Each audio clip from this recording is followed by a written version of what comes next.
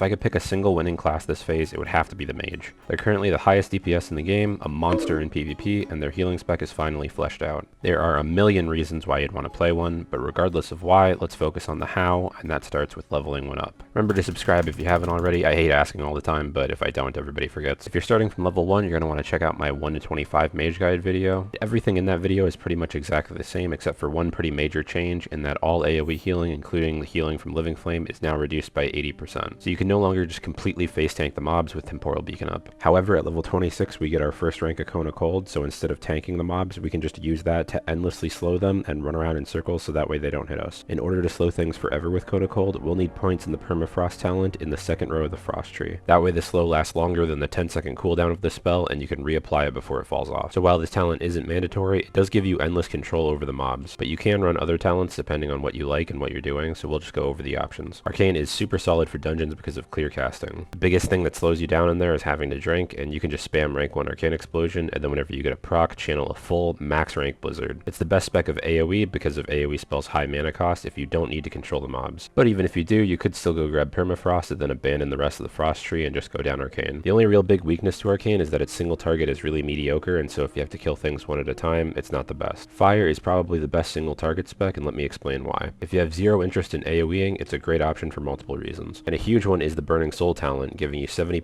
pushback protection with all fire spells. Fire has great synergy with the Burnout rune on the chest, and works great with some other relatively easy to acquire runes. For your belt rune, Hot Streak is really the only one that you can get without help before the late 30s, and spell power on your boots works fantastic with all this crit. Traditionally in regular vanilla, the downside of fire is its increased mana cost, and that trend continues in Season of Discovery because whenever you actually do get a Hot Streak proc, you have to pay full mana for that instant Pyroblast. You might think that fire would be great for AoE because of Living Bomb, but the only real talent that affects it is firepower, and that's at the very bottom of the tree. Although Blast Wave, Master of Elements, and Ignite are nice talents, only the Living Bomb Explosion can crit, and Living Flame can't crit at all. Last, we got the Frost Tree. I consider this spec almost mandatory for solo AoE pulls because of its fantastic utility and flexibility. Usually in vanilla, I just like to go an AoE Frost build with extra points and improved Frostbolt in case I need to kill only one mob at a time, but after messing around with a ton of different talent builds, that's what I ended up doing in SoD as well. This build differs a lot from normal vanilla Frost Mage AoE because you're not actually killing stuff with your Frost spells, which means you have plenty of points to spare to get things like improved Frostbolt, Shatter, and Ice Shards if you want. You can still use improved Blizzard if you really want to, but in general, Living Bomb is the bread and butter of Mage AoE in SoD. Whenever it's not enough to finish the job, supplementing with Arcane Explosions is just more practical. Because of this, feel free to skip over talents like Frost Channeling, but I do recommend improved Cone of Cold and Arctic Reach. Aiming your Cone of Cold is a little weird and easy to miss, so in order to make sure that you can actually hit stuff with it, you can always force your character frontward position by pushing W or S right before, so that way it lands every single time. And what a lot of people don't realize about Frost is using Ice Block with Living Flames and Living Bombs out is insanely broken. Every time it's off cooldown, you can basically do the biggest, riskiest AoE pull of all time and then just sit in the Ice Block while everything dies. The major weakness to Frost single target this phase is we have no pushback protection because we don't get Ice Barrier until level 40, and that's when we're done leveling. Overall, Mage is unique in the fact that all of their specs are kind of good for leveling and you could really use any of them. However, that is very unlike their runes, which I'll get into now. For the chest rune, I really like Burnout for single target and Enlightenment for AoE. Crit is a pretty unreliable AoE stat, and Enlightenment gets a lot better with gear the more mana you have, so if you have full BFD gear, you can do a lot of AoE spells with that 10% damage buff still up. From what I found, Shatter builds don't really keep up, so Fingers of Frost is entirely useless. Regeneration heals for pretty much nothing on AoE now, it's like 20% of what it was last phase, but if you're solo AoE farming with really bad gear, it's probably better than Enlightenment. I'd try it out. For your glove rune, Living Bomb just takes the cake. It's really overpowered and everything else in this slot kinda sucks. You could use Rewind to heal yourself on AoE pulls, but you'd also have to use another rune to give yourself a Temporal Beacon, and on AoE pulls, that's when you really want Living Bomb. Arcane Blast has no pushback protection and you have to stack up the charges, so it's really hard to use in the open world. And like I said earlier, Shatter builds kinda suck, which is the only time that you'd ever use Ice Lance. For legs, Living Flame is almost always the best. Icy Veins is kinda usable sometimes, but not really for leveling. Mass Regen could help you heal a dungeon or something, but you don't really want that on all the time. Arcane Surge is pretty much just for PvP. For our phase 2 runes, like I said earlier, the belt ones are kinda hard to get. I think Missile Barrage could actually be amazing because it procs off your core AoE single target spells and it makes the arcane missiles free, but you get it from killing the Dark Riders, so unless you have a friend to carry you, it's off limits. Same goes for Frostfire Bolt and Spell Frostbolt. You get these from Skull Splitter Mystics and STV, so you can't really get them at a low level by yourself, but even if you did, they're really not that great. Spell Frost damage is kinda low, and Frostfire Bolt is pretty usable, but the main reason to cast fire spells single target is to get Hot Streak procs, which you have to give up because this is also on your belt. You can actually get Hot Streak pretty easily. You get it from spawning and killing a level 35 Fire Elite in Alteric Mountains. However, because none of these runes really help your AoE at all, I just skipped all of them until level 40, and and that might be a good idea for you as well. But you really should not skip out on your belt rune. You get the spell power rune from just running around and turning books in, and you should do this unless if you can't stand all the traveling, then you maybe want to wait until you have your mount, because then it'll be a little faster. Like I said, crit effects are not fantastic for AoE, but they are godlike for single target. I consider this the default damage boot rune, and honestly I don't see you ever not using it in a raid. Brain Freeze is an option. You'll notice the free FFB or Fireball cost no mana, so that's great. And you can get this at level 30 because you get it from the Night Elf quest. The main problem that I have with this though is that to proc it, you have to cast Frost spells, which I think fall behind both in AoE and single target. Last is the Chrono Boon, the Chrono Magic, Chronic Static, the Heal Rune.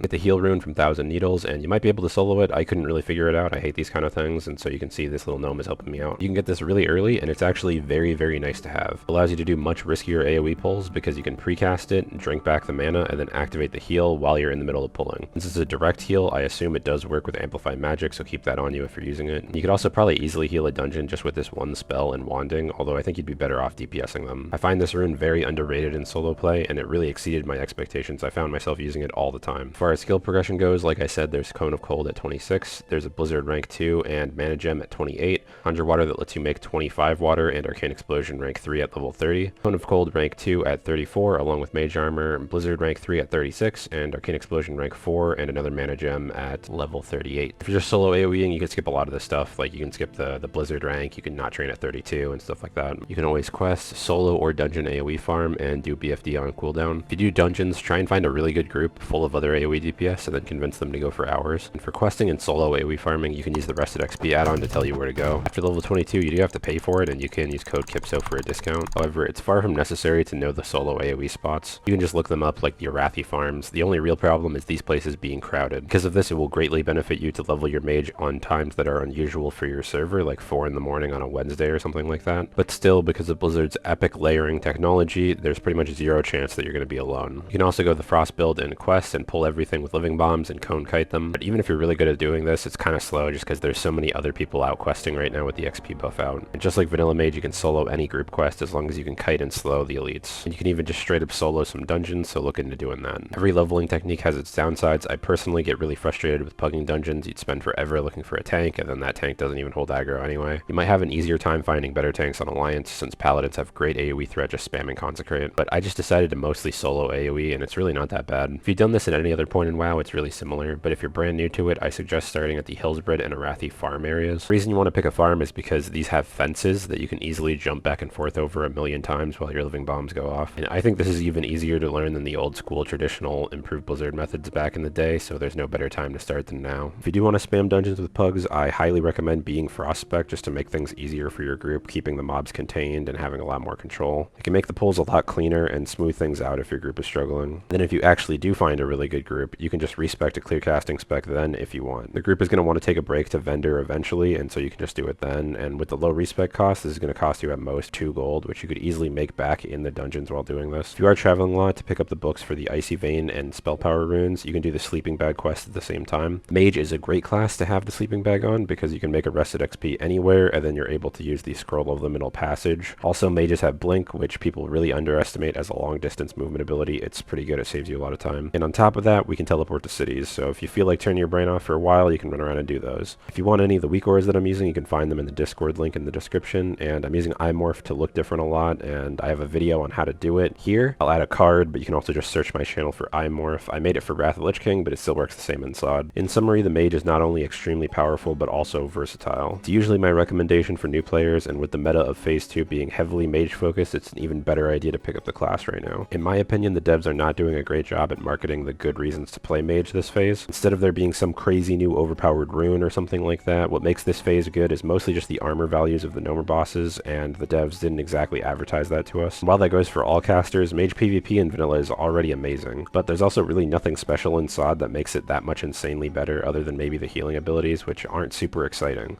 But that's great news for an aspiring new mage player, because other people aren't really getting the picture as to how good they are, and so you'll have less competition. Thanks for watching the whole video. If you're looking to level something else, or you just like these videos, I have a big playlist of them right here.